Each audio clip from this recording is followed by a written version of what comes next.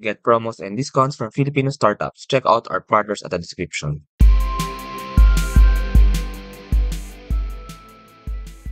Welcome sa Startup Podcast number 1. So, ang Startup Podcast ay series ng Startup Podcast PH kung saan i-re-invite natin ang mga previous guests natin at pag-uusapan naman natin kung paano nila dinevelop ang kanilang mga business or revenue models para maging sustainable. So, ang ating pinakaunang guest for our Startup Podcast series ay walang iba kundi ang founder and CEO ng Digest PH, Attorney Raymond Rodis. Hello. Kamusta? Hi, thank you, Johnny, for inviting us back on the show. Good day to you, viewers. Ayan, so welcome back Raymond, and nung una, so na-invite pa kita before for Startup Podcast. So sa Startup Podcast, we talk about starting up, we talk about ano nga ba yung motivations for starting Digest PH. And pag-usapan naman natin ang inyong, kung paano ninyo dinevelop ang inyong revenue or business models. And I hope madami tayong matutunan today discussing about your journey. So let me start by asking Raymond, ano nga ba ang value proposition ni Digest PH? So that's a great question, Johnny. So this might be a surprise. So I think last time you had us on the show, we were all about connecting lawyers and clients together so that you can book lawyers online. Right. So now we've actually pivoted over the past 2 years. Like, we still have that model. So there's still that legal services line. So if you are a business focused on businesses, we help startups incorporate, fundraise, do contracts. So that's the legal services line. And that was the main line for most of last year. But now we are focused on a second line, which is, it's a SaaS or software as a service. So it's a legal research platform for lawyers and law students. So this is the line that if one is more service-based, which is the legal services, the second is now more product-based, which is access to content which is tailored towards lawyers and law students. Oh, actually ito ang pinakagusto kong tanungin nga dito sa podcast na to. Kaya din kita ni-invite. Naalala ko nung first time na nag-usap tayo, it's all about matching yung mga lawyers. Meron kayong parang base ng lawyers, and then when a company, when a startup, when a client wants legal services, kayo yung parang nag-a-act na nagko-connect nitong dalawang to. Pero yan, sige, pag-usapan natin yan. How you pivot. Very strong word ang pivot sa mundo ng startups. So, paano nangyari ito? Paano kayo nag-pivot? Paano nangyari na binago ninyo kumbaga, or nagdagdag kayo ng bagong model sa inyong initial model na now, you're not just connecting companies to lawyers, pero meron na kayong ganito. And actually, parang medyo nag-focus kayo sa startup law din. Medyo nag-focus kayo into offering your legal services to startups. So, pwede bang pakwento, ano nga ba nangyari in those 2 or 3 years? Okay, so thank you, Johnny. So I guess it's the last time we spoke 2 years ago. 2021, we were chatting over actually. Facebook. 2021 para 3 years ago. Yeah. So at the time, it's true that legal services grew. So our legal service revenue has grown a lot. In fact, it comprised the majority of our revenue, like 80-90% of last year. Right? So, and it took off. Like, last year was our best year yet. We had that experience. So we were able to help a lot of businesses with their legal needs. But at the end of the day, it was really more like a service business, right? So tech-enabled. I think the insight that we realized is, I don't think the Philippine market is yet at the point that they're past Facebook Messenger or past Viber messages to seal their lawyer, right? So it's still very trust-based. Like, it's hard for them to find a lawyer online. Like, once if they want to deal with Attorney Raymond, they don't want to go to Digest and pick from the lawyers, even if they're supposed to be more specialized. So I think the insight is there. It's not like the US where they really want as much specialized lawyers. I think here in the Philippines, it's really more, so long as I find the lawyer I can trust, I will ask him or her all about everything under the sun, like land law, annulment, adoption, business, lahat. So it's like they really want a one-stop shop of a lawyer. So, and they want to book it through Messenger. Even if you have a website, which we have, like, it's all everything, they still want to go Messenger, they still want to go Gmail and ask. So it's hard for behavioral change. So I saw the challenges with that model because at the end of the day, service businesses, the more you get clients, the more you have to scale up, higher the cost of service, there's way more overhead. So there's always a corresponding increase of cost and time and effort when there's a corresponding increase in revenue.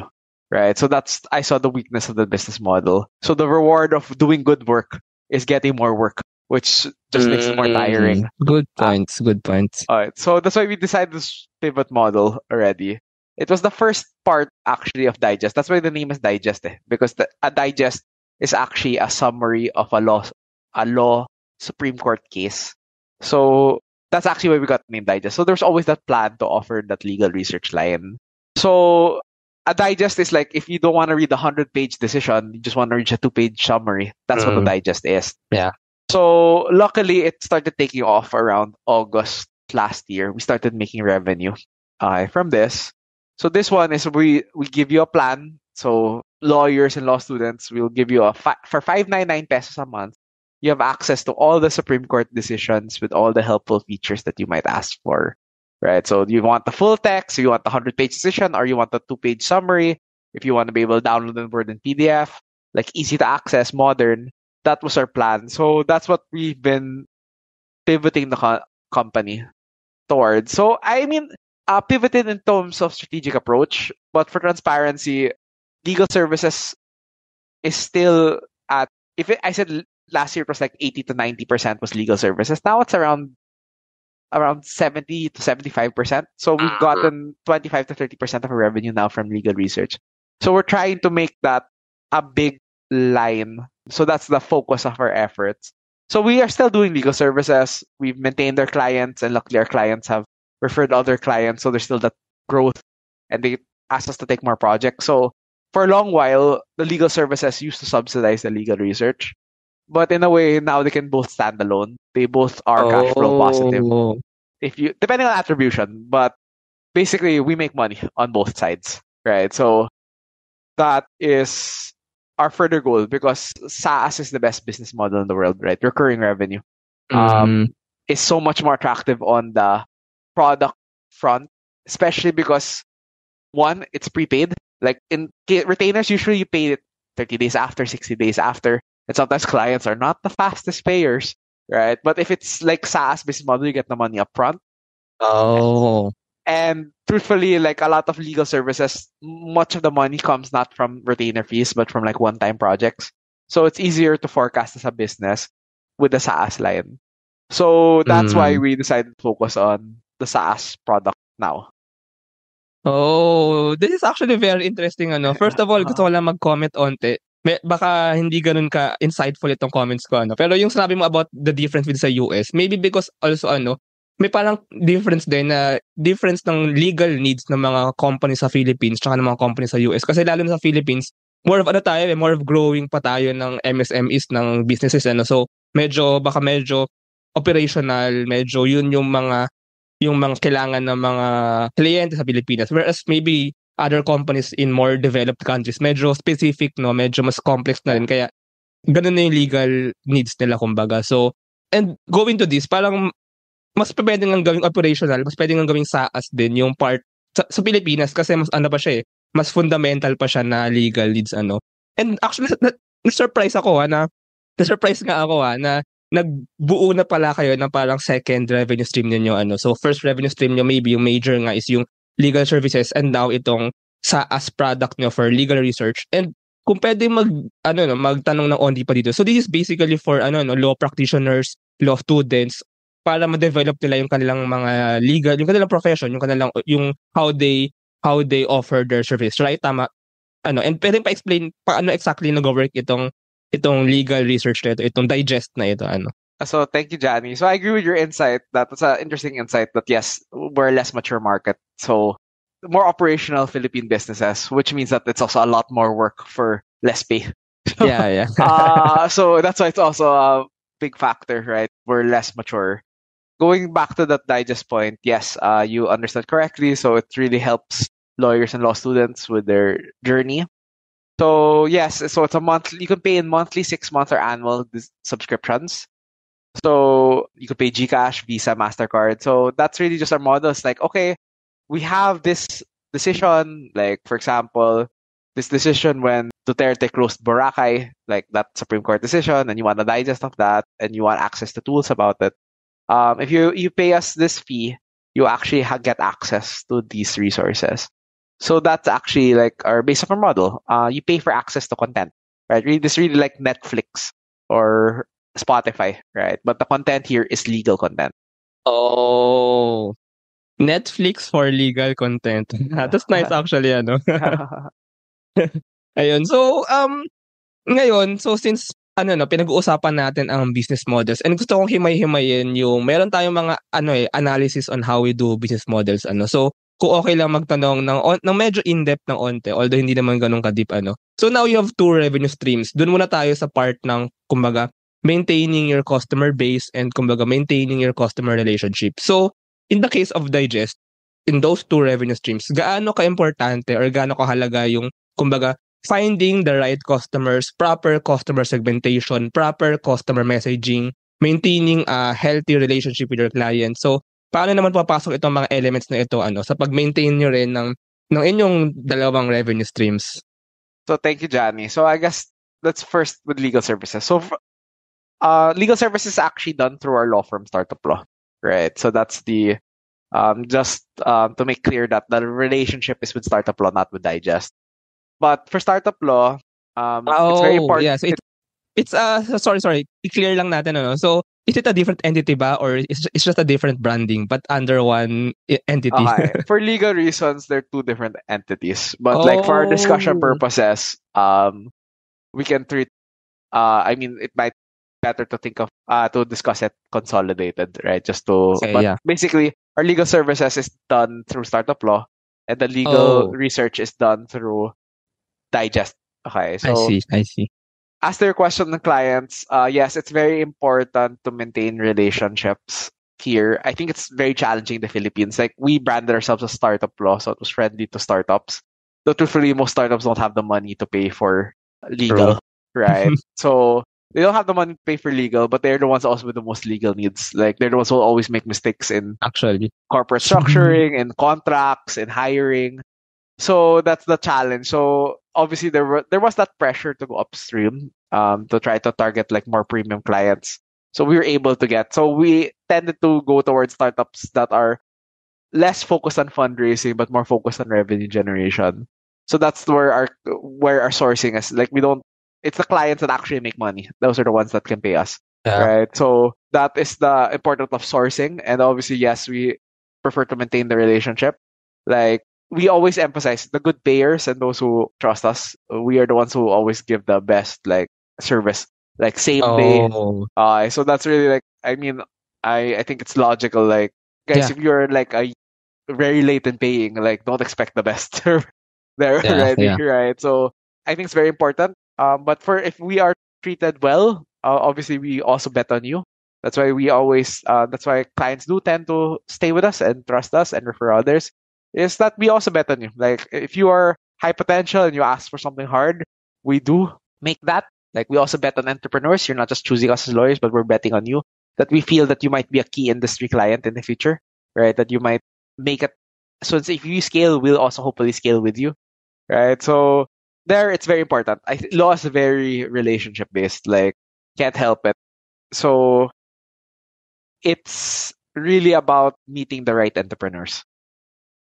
Yeah, if I may ask lang pala, Raymond, si Digest or si Startup Law ay maraming ino-offer na legal services. Ano nga ba usually na ina-ask ng mga startups dito? Lalo na, we're in startup podcast, and marami ng startup founders na nakikinig dito. So ano nga ba usually yung parang mga legal needs nga nito, mga startups na ito? Okay, so that's a great question. So I'd say like the biggest buckets would be retainers. Growing startups really have lots of contract work, whether employment law, whether commercial law like MOAs, service agreements, supply agreements, NDAs, employment hiring. Do you hire freelancers? Do you hire regular employees, project-based?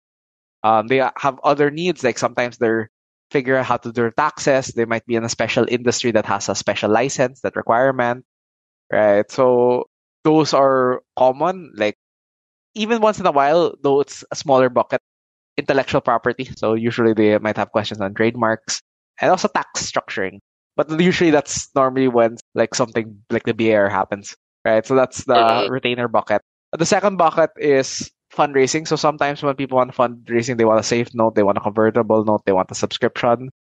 there's a lot of movement there, like cleaning up the cap table, moving shares from the company to the investor or between shareholders, or getting the investment through. So that's another bucket that's common. The third is corporate structuring and business registration. So sometimes some startups want to do it right from the very start. Like they want to have it like if they want a Singapore holdings company and a Philippine subsidiary or something like that. They kind of want already idea of how it will look like overall. So those three basically: retainers, business registration being the last, and also fundraising. So those are the three most common needs availed. So, but basically, we cater so long as it's a business. We do not take individuals. Oh, yeah. So, any business legal need. And I'll take this opportunity na rin to announce na meron tayong partnership. Meron partnership ang Startup Podcast PH with Digest PH. So, you can actually avail of a 10% discount sa legal services ni Digest or ni Startup Law by using the discount code DigestXSUP. So, ayun, So, sa mga nakikinig na mga startup founders dyan or business owners, SME owners, you can actually avail discounted legal services from Digest by using our discount code. Punta naman tayo dun sa isa pang revenue stream, si Digest, yung legal research part. So, dito naman, knowing that it's like more of a SaaS na maybe nga in a SaaS, baka, I'm not sure, correct me if I'm wrong, baka less yung parang maintaining ng customer relationships, So, paano naman ang pakikitungo sa mga customers or sa mga kliyente dito? And sino ba ito exactly? Are you prioritizing students or other lawyers? Ayun. So that's a great question. So right now, more of our customer base are law students. So they're the ones the most intensive for legal research studies. Yeah. Right? No, but we've been making a bit of inroads with lawyers. So because obviously lawyers have more disposable income, right? So we hope to hit both, but now we're more oriented. As your question, how do we manage relationships? Since the nice thing is there's no sales process, right? I mean, there's no book a demo here. It's just you pay online with your card, right? Actually. So we never actually meet the customer directly, right? So we usually do email marketing. So we use Brevo for email marketing. Like if you need to reach out, we may have to make announcements. We run some surveys, or we actually have like surveys like we're willing to pay just to get customer insights. We respond very strongly on customer support. So when someone emails, I try to respond immediately or at least within 24 hours. Like I really do like best effort. So I want people to know that like their concerns are being answered. So we maintain the relationship through more asynchronous methods of communicating.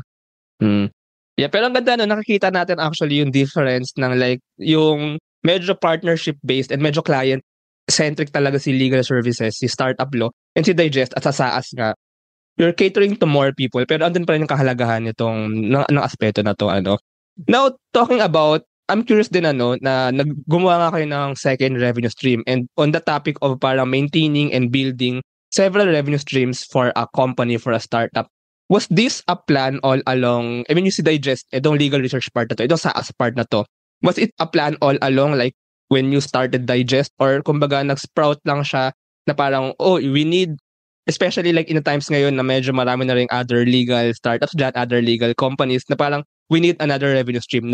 Kumbaga nagkaroon ng need to build another revenue stream. That's why you do this. So, ayun, was this planned all along, or parang it's more of a reaction sa current industry ng legal services sa Pilipinas? So thank you, Johnny, for that question. When we started working on Digest 2019, this was always the plan to have legal research. That was actually our first product we developed. Just the first time. It was very old looking. It's just that since it was hard to monetize kasi no one really, wala pang, if I recall correctly, hindi pa established yung PayMongo Send It, right? If I'm not crazy. It's also hard, but there was no infrastructure for payment gateways. Very rare in the Philippines. Even today, I can think of very, very few B2C SaaS or like SaaS na without a sales demo, without having to go through that process. So back then, I wanted to develop legal research, but I just don't think the timing was right. So what happened was it was planned always like two services. Legal services, though iba yung model, like more matching online, instead of like having a law firm directly render the service. that was really what became our focus like 2020 onwards to like 2023. Pero pang balik loob nung when we saw na okay, there were some returns coming in. Now is the time to go back to our route, which is to go back to legal research. I see. Sabagay, go where the money flows, ano, kung saan ka nakakuha ng revenues. Pero ang ganda no na maintain nyo rin na ito nga kasi yung parang maybe kumbaga purpose din to begin with ni Digest. Pero in the future, I mean, siguro may ano ka lang, may ideas ka lang. How do you see in the future na do you plan to like build it 50-50 or do you plan to build a certain revenue stream more or kung asan pera, doon tayo. That's a great question. So our strategic direction now is to focus on lawyers. Okay. While the legal services is great, so obviously we had a great year last year. That's the actually savings. That's the war chest that we have to make this all possible. That's why we're making big bets this year. Gets. It's just there's just so many like law is a very competitive space. Like I'm sure startup entrepreneurs, you know multiple lawyers, right? That's really it's the name of the game.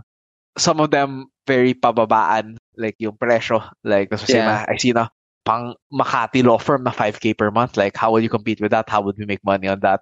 Right? There will always be a lawyer here that will charge cheaper, or if they are or they will be the opposite way. They're very upmarket. They'll be the ones in suits now with a huge ass team, like with a huge office. So it's very cutthroat. So not everyone super like our advantage usually is like we are focused on the startup field, so we're familiar with SaaS, with technology, like the business model that's really useful, and the network that we've managed to build. But it's very cutthroat. So I don't think that it is the best path for the company to focus on legal services because there really be like so many. You're fighting True. against the smartest lawyers, all competing for that same chunk of the market. And if the B2B if the SaaS SME market in the Philippines isn't growing as fast, if our economy isn't doing as well as like other people are selling the Philippines to be, we're focusing on legal research. So I foresee that we're orienting our company all towards selling to lawyers and law students. Right. So it's not just the legal research line. We have other product lines that I do plan to build out. But my goal now here is focus. So there's another product line that we wanna explore, right? That I think would be a big help because even helps me. Like I can already see it helping me as a lawyer. Right? And I think I'm already the potential customer. I see another line. We hope to announce sometime in the future, right? But right now our focus is on legal research. Like there's so many things to do, but I think focus will be what wins this market. Yeah. Pero actually ang wise nga na naging decision na to na actually planned all along kasi totoo no na parang nakakuha kayo ng pera to build the company and to explore other possible streams nga through yung main ninyo yung startup law, yung legal services. Pero now that you have built this foundation, meron na kayong money, meron na kayong pera, meron na kayong financing to explore other paths such as itong legal research nga na actually come to think of it like in a bigger perspective, si legal services ang medyo fierce na ngayong competition and nag-aagawan nga kayo as we said sa common market. Although palaki pa rin ng palaki yung market na yun, parami yung competition, palakas din ng palakas yung competition. Pero itong si legal research, itong si Digest, actually, ang kino-cover na naman, lahat naman ng mga lawyers na ito na nag-aano dun sa market. So, it's very wise na you went below and actually, win-win siya kasi you can tap this another market, yun yung one win, second win, actually parang pinapalakas nyo rin overall yung buong law profession sa buong Pilipinas. So actually, it's a very good thing when you think of it na of course, maganda na kumikita tayo, pero ang ganda rin na parang in a larger perspective, natutulungan natin yung Pilipinas as a whole. Ayun. So, yeah, that's very nice. And thank you for those insights, Raymond. Now, pag-usapan naman natin yung revenues, yung pagiging lean naman ng isang startup. So, ikaw, I mean, in your perspective or in how you build Digest, in how you run Digest as the CEO especially. So, how do you keep costs down or how do you maintain being lean in running this startup, in running Digest and Startup Law? So thank you, Johnny. Appreciate, yes, that we are betting, okay, let's not make them competition, let's make them customers, the lawyers. But going to your question about hiring and keeping lean, truthfully, I think I now take an opposite tack from most startups now. I do not associate like being lean now with keeping costs down. Okay. So what I Okay. learned before was, I mean, over the past couple of years, right? We do not no longer try to keep salaries low. Okay. In fact, we try to hire better and pay higher. Okay. Oh, true. So we we don't do like 5 or 10% raises. Like our raises can be very significant. Like even Oh. it can even double, right? So in a Oh, year. wow. Okay. Yeah. So it just requires us to we are lean because we are not that many members of a team. Okay. But Okay. so long as each person does well. So our focus is on hiring A players. So I think that's the realization I realized. One person, especially in the knowledge industry like this, like can do the work of 2, 3, 4 people of average, even more, maybe even 10x the other players. But even at 2, 3, 4x, and if you just pay them like 50% more than market, pang win already. So lean is about hiring the right people, getting the right people in the right seats, but not with the purpose of keeping it down, but like paying them competitively so that they are happy and they can see the betting on this future. So that's the track that we are focusing on.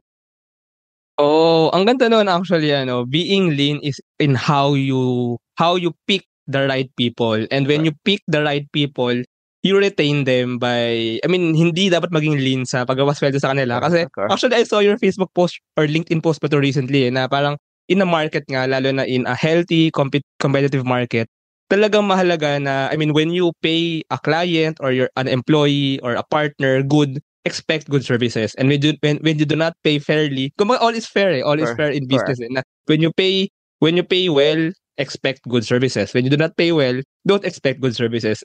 Correct. Same with employer-employee relationship or kumbaga in an organization na hindi naman, I mean, it doesn't really matter if the raise is like a small raise, a small percent or a big percent. Ang mahalaga is if you give enough incentive for that person to do well sa kanyang mga ginagawa and towards kumbaga contributing to the team as a whole.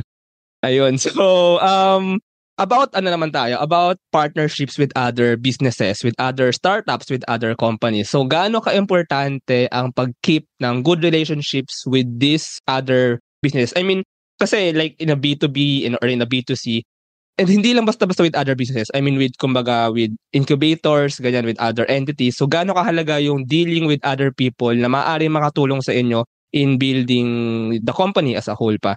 So, yeah. Thank you, Johnny. Truthfully, I guess I'll look at the two areas. For legal services, truthfully, you might have the partners, but I've really noticed that, and we do have partnerships. So we're happy to partner with Startup Podcast. We're happy to partner with different providers like virtual office providers, with software providers. So it's very important just to help the ecosystem grow. But in terms of getting actual clients and revenue, the most important job of a partner is to, like, if they're able to refer clients. So truthfully, our main clients though, like when I look at data at least, and we hope to change this, but when we look at the data of where they were actually sourced, they really come from past clients or people who met us personally. So in terms of getting actual clients, it's more even driven that the person won't select you because they were referred by another partner, right? But they picked you. The most key clients are because they've met you as a lawyer and they liked you as a lawyer, right? Or that they were happy with your services, so they referred another client. They vouched for you there. So I think it's less partnership model in the legal services. Though we have different partners and we're happy. So the indirect though help here is hopefully like by being on Startup Podcast and then listening to us, they can have an idea of the lawyer. So I think that's the benefit, the more marketing driven benefit of working with partners.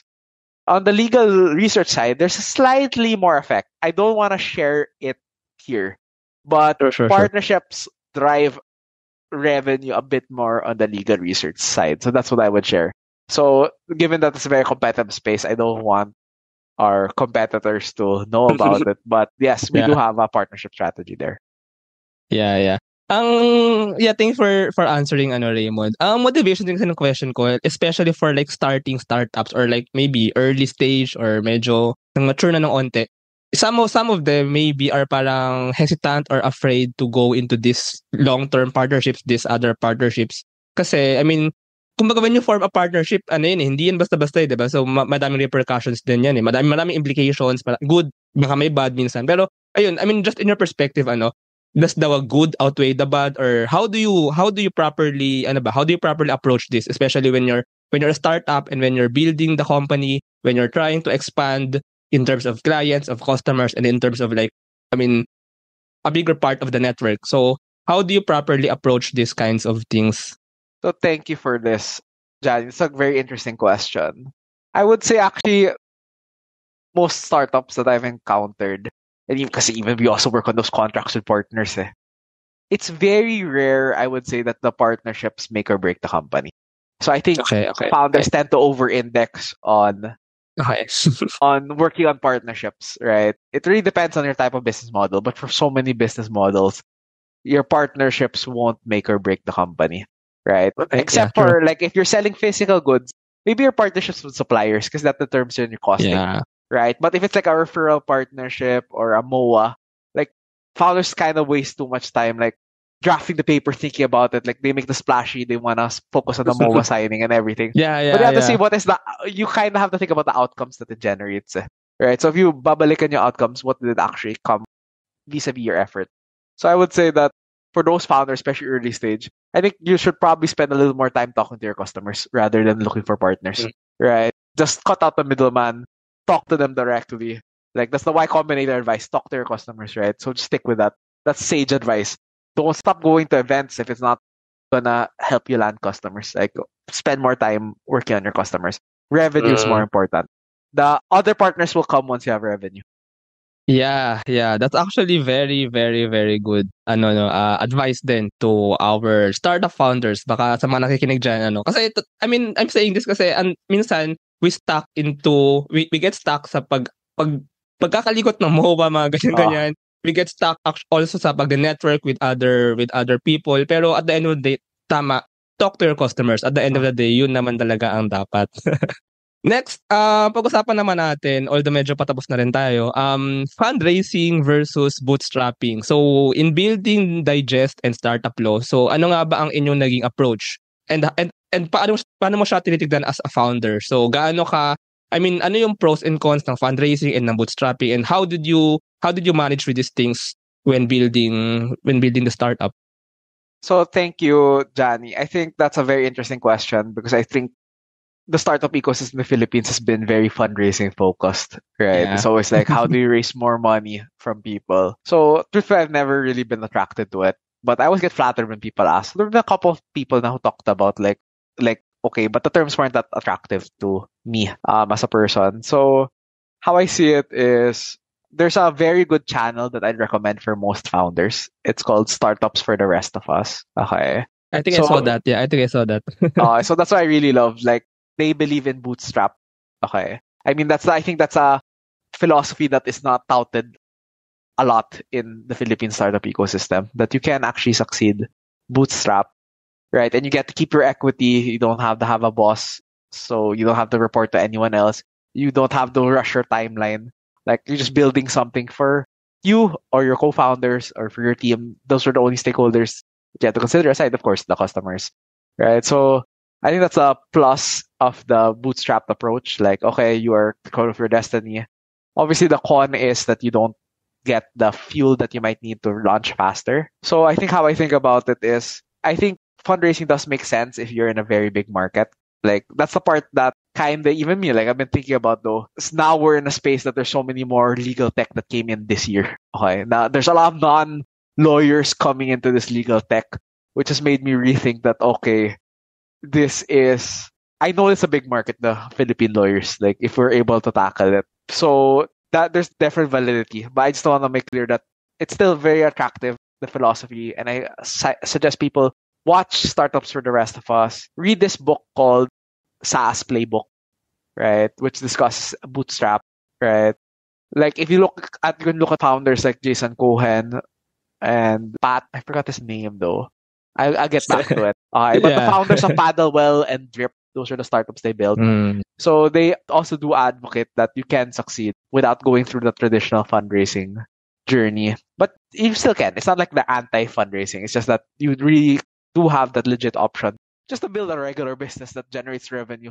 That does not need other people's money or capital to build, right? So that's how I think about it. With that said, I know as founders, especially starting out, you will need some money. Costs money to hire people, which is always our biggest expense. Second, also marketing. That's also usually a big expense. So you do need fuel. But if you need fuel, like how we thought about it is we kind of joined a couple of grant competitions. Diba? So we got like 500K from Rice Makati. We got around 700K from Roy Quant. It's a pre-seed competition internationally. So our way to tackle the fundraising problem is like, there's actually another way to raise money is to get it through grants, right? And I think a lot of the other startups in this space have gone DOST startup grant. Like there's other different ways to raise money. Others would look at debt, even as if you're confident in making money, why not just borrow money, right? So I think it's just thinking, okay, but if I were in a smaller market, I would definitely focus on bootstrap. If I were in a big market, and don't just say like everyone's my market, all the business are market. Like really think about who your ideal customers are. Like if it's not enough that it would justify a big market that you might need to make a big bet on it. I think that's when you would consider fundraising because you would need that fuel. But I would only say should only really consider fundraising ideally once you have product market fit. Okay, so like it only makes sense because if you don't have product market fit and you hire 10, 20, 30 people, that's a lot of payroll that you have to cover. Right? You're burning money, right? Even when you haven't figured out if you have a viable business. Right. So I would suggest you can fundraise, but fundraise after you have a big enough market and after you figure out the product. But otherwise, like bootstrapping, there are a lot of even billion-dollar businesses. If you look at the literature, that were built entirely bootstrap. You Google it, like you'd be surprised. You don't have to be like a unicorn in valuation, but you can be a unicorn in actual revenue just by like bootstrapping. So look those up. Oh, napaka-golden ng insights na 'to. Salamat Raymond for sharing those advice. And actually, yeah. Iniisip ko nga rin yun recently. I mean, sa Pilipinas kasi parang napakalaking news ng mga nakapag-fundraise ng napakalaking $1 million. And sige, I'll ask you this bit lang kasi napaisip din ako maybe in a legal perspective din. Hindi ba dapat pag ina-announce yung mga ganun ng fundraising news, nakalagay din yung parang naging kapalit na equity, percent equity, or yung parang naging kapalit na negotiation doon sa Kasi parang nakafocus lang yung number na parang we raised this big amount. Pero for me, as an outsider, parang gusto ko rin malaman ano yung kapalit ng na yan. Kasi I mean, of course, there's a good thing sa fundraising, especially also like when foreign investors invest in the Philippines. For one, of course, it's parang international recognition And pangalawa, of course, parang nag-bring in tayo ng capital sa Pilipinas. So para siyang foreign investments, parang more capital to work with sa Pilipinas. So, pero parang being a Filipino, parang ano ba yung kapalit niyan ano ba yung nagiging kapalit ng pag-raise ng ganitong funds So, ikaw Raymond, what are your thoughts lang on this on that specific issue or question na aking tinanong? So thank you, Johnny. I think you're right that there's so much focus on the number, right? But like, what use the number if you raise 10 million but you only make 100K in revenue, right? So I think the focus on like we over market the capital raised rather than as compared to whether the capital actually generated the return. Because anyone can waste money. Like, are you proud that you spent 100 million on something that doesn't even generate money, right? So agree that it should be less celebrated as a milestone, and that if in order to be more helpful to other startup players, you're right that it would be nice to know the general kapalit. Because what happens, like you raise so much money, but now you lost half your company, or you gave up control, or now there's debt into it, or right, you will never be able to raise again because your terms, the valuation was too high, or the terms are too onerous that no one else would raise again. So I think it would be more helpful if, obviously, like legally you can always keep it confidential, but it's less value adding for other startup founders because it's clear what the founder got, but it's not clear what the founder gave in return, right? So there's gonna be tendency of FOMO for some founders, like, okay, why did this person get this? But they didn't get the full story. Like, what did they give in return? And obviously, you're right that like our ecosystem, our media are way too focused on valuation. number and capital raised rather than like what you actually did with the capital and building businesses that actually can survive in the long term. Yun nga actually yung dahilan kung bakit ko stinart itong Stack Up podcast talking about business models. Kasi for me, yun ang next step eh. When you start up the startup, ang second big next step ay, of course, for some, especially those na gusto mag-accelerate and those na gusto mag-scale really, mahalaga talaga ang capital raising, ang fundraising. Pero for me, very important part din talaga yung building a sustainable revenue model. Really build that business, find that product market fit na when you have that capital, you can actually get customers and those customers can actually give you money because you offer them good products or good services. So I think very important for Filipino startups, for Filipino companies to think more about that din yung parang let's build very good business models. Let's build good sustainable revenue models. Ayan. So, salamat Raymond. So, last question lang. Ano pa ba ang growth projections niyo for Digest? How do you see Digest pa in the near future or maybe in 5 years? How do you plan to build pa Digest? So, are you expanding in terms of clientship? Are you expanding in terms of other products? So, ano ba ang future na abangan pa namin for Digest and Startup Law? So, thank you, Johnny. I guess, before we go to the last question, sorry, I just want to leave quote that in case there's any founders that I really like on that fundraising, because I forgot to share it earlier. There's a quote I really like is you don't ask other people's permission to build your business, right? So if you really need fundraising to build your startup, you're asking someone else like, I'll only build my startup if I get this amount of money. So I think, no, don't ask that permission. Don't give that people power. Yes. You'll be able to get your own permission if you get customers, right? Just focus on that. Like, that's all. Right? Don't rely on investors to build your business. Like, don't ask their permission.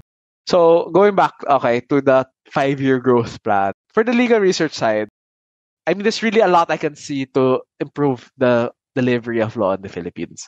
So, definitely, I see that we will go multi-product in the legal sphere, helping lawyers and law students, right? That it's gonna be that fight because there are more competitors now. So, we're gonna have to defend our territory and take other territory that has not been claimed yet. So definitely we'll go beyond legal research in the next 5 years for that. So that's the main focus. I just don't like, I mean, that's the painful lesson I learned is trying to do 2 things at once is very hard. Right. So I'd really still focus, like, we'll take all we can from legal research, I think, and make a small bet on other products before fully committing to them. So that's how I see ourselves in legal research.